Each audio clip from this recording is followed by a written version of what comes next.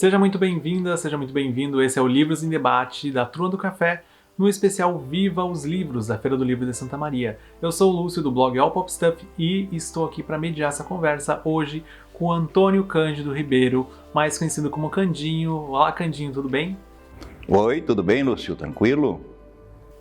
Falando sobre contos, como você vê a construção dessas estruturas narrativas que trazem muito das vivências e dos relatos das pessoas? O processo criativo de qualquer escritor, em qualquer atividade, digamos, em qualquer gênero literário, é sempre um processo interior que assambarca as vivências do escritor. A estrutura narrativa do conto, evidentemente, se formos comparar com o romance, em se tratando de prosa, com romance ou mesmo com uma novela, é uma estrutura narrativa mais simples, né? E ela tem essa característica, especialmente dos contos que, uma parte pelo menos, em relação aos quais nós vamos tratar nesse programa, que eles são carregados das vivências do autor.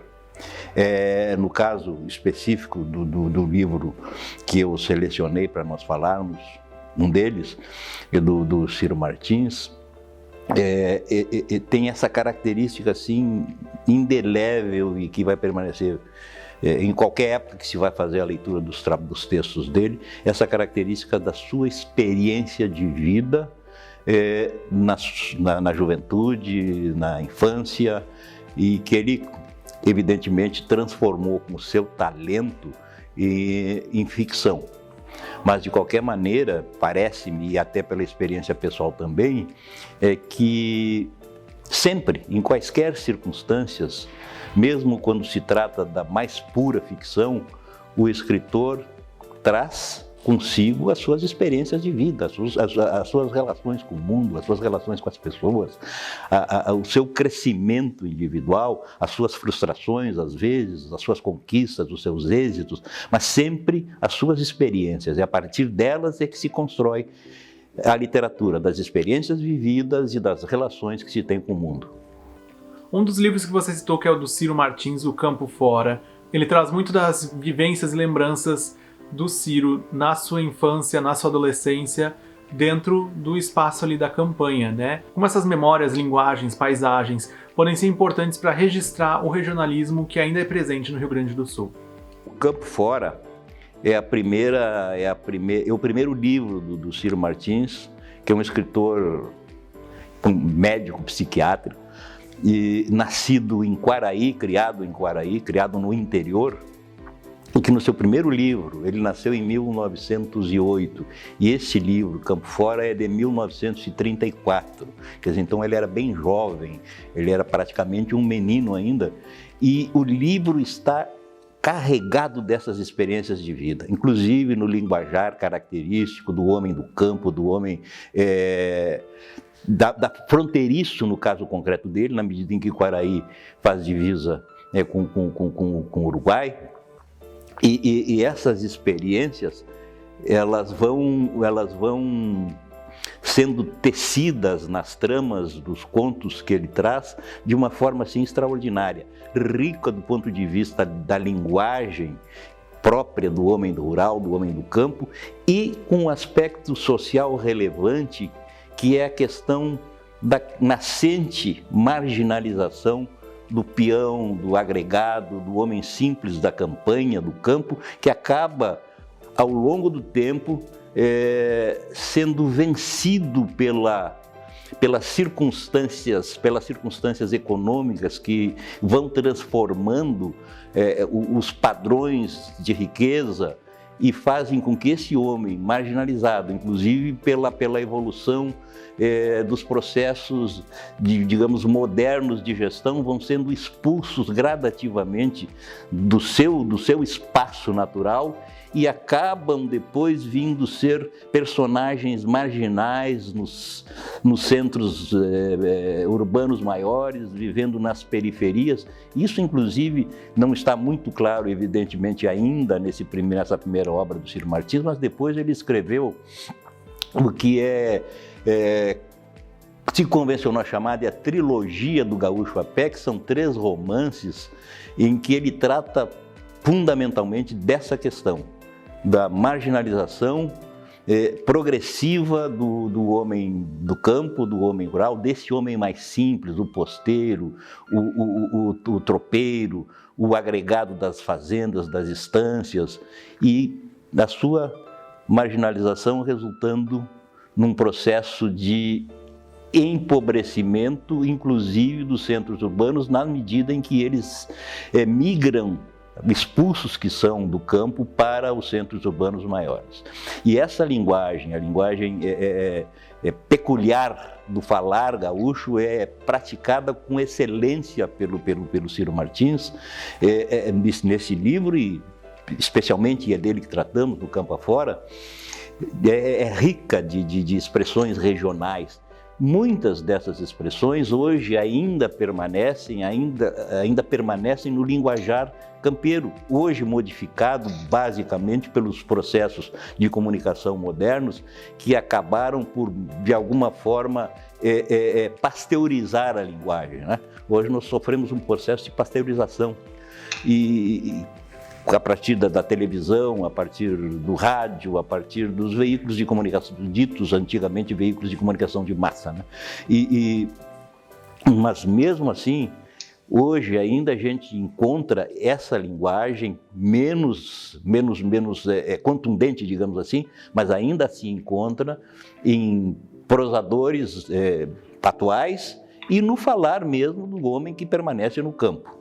Eu acho assim interessantíssima, eu sou apaixonado pelo Campo Afora e pelos recursos linguísticos utilizados pelo Ciro Martins nesse aspecto de preservação dos valores ditos regionais. Essa questão de autores regionalistas também é uma coisa meio complicada do ponto de vista doutrinário, os estudiosos têm algumas divergências em relação ao que é regional e o que é local. As denominações, enfim, variam um pouco, mas marcadamente Ciro Martins tem esse aspecto preponderante de ser um autor regional do Rio Grande do Sul. Em contraponto às histórias do Ciro Martins, a gente também tem algumas histórias, por exemplo, do Simba o Marujo, que ele apresenta principalmente encontros com diferentes povos. E como você contextualiza essas narrativas com as Mil e Uma Noites? Lúcio, eu só queria voltar um pouquinho à questão do Ciro Martins, que eu referi a trilogia do Gaúcho a Pé, que são 3 romances que ele publicou entre 1938 e 1954, 38, 44 e 54. Os livros são Sem Rumo, Porteira Fechada e Estrada Nova, porque alguém eventualmente tiver curiosidade, são livros assim importantíssimo para a literatura gaúcha também. E em relação à questão dessa diferenciação ou conjugação de fatores que levam à criação, no caso dos textos do Ciro Martins e de Simba o Marujo, nós precisamos contextualizar o seguinte: Simba o Marujo, ele integra o conjunto de contos das Mil e Uma Noites. Originariamente, há quem diga que o Simba não fazia parte do conjunto desses textos, que são contos que foram recolhidos, contos que datam do século IX, a partir do século IX, das culturas do sul da Ásia e do Oriente Médio, basicamente. Tal, né? O tradutor que deu ao mundo ocidental o conhecimento das Mil e Uma Noites é um francês, Antoine Galland, e alguém diz que ele recebeu de alguém o texto de Simba o Marujo e acabou incorporando nas suas traduções, acabou incorporando o Simba a narrativa geral das Mil e Uma Noites, e a partir daí isso foi assumido por todo mundo como se Simba utilizasse, fosse parte, quer dizer, do conjunto de textos, de contos das Mil e Uma Noites.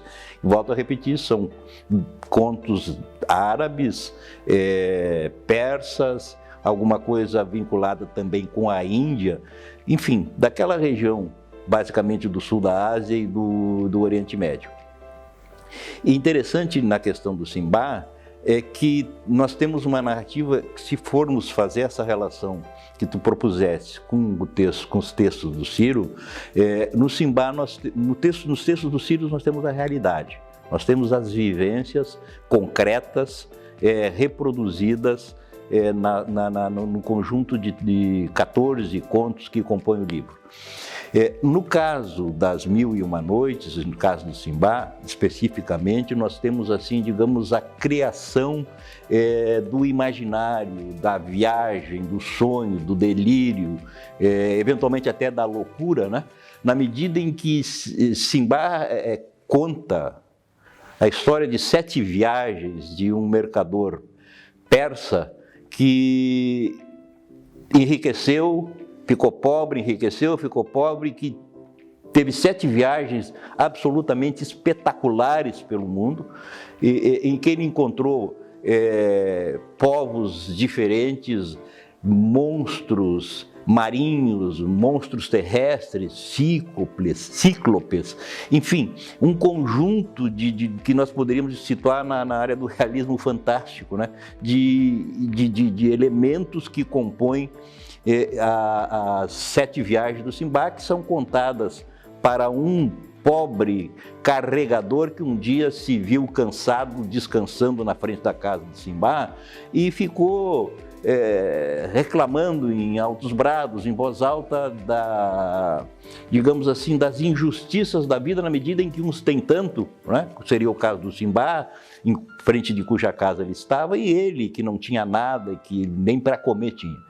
O Simbá, tendo ouvido essas lamúrias do Rimbaud, o convidou, mandou que ele fosse conduzido à sua presença, o convidou para almoçar, começou a contar a história de sua vida, dizendo que não era bem assim, que ele tinha sofrido muito, que ele tinha padecido muito ao longo de toda a construção da sua história, como mercador, como comerciante, nas viagens que havia feito, e aí dá moedas de ouro para o Rimbaud.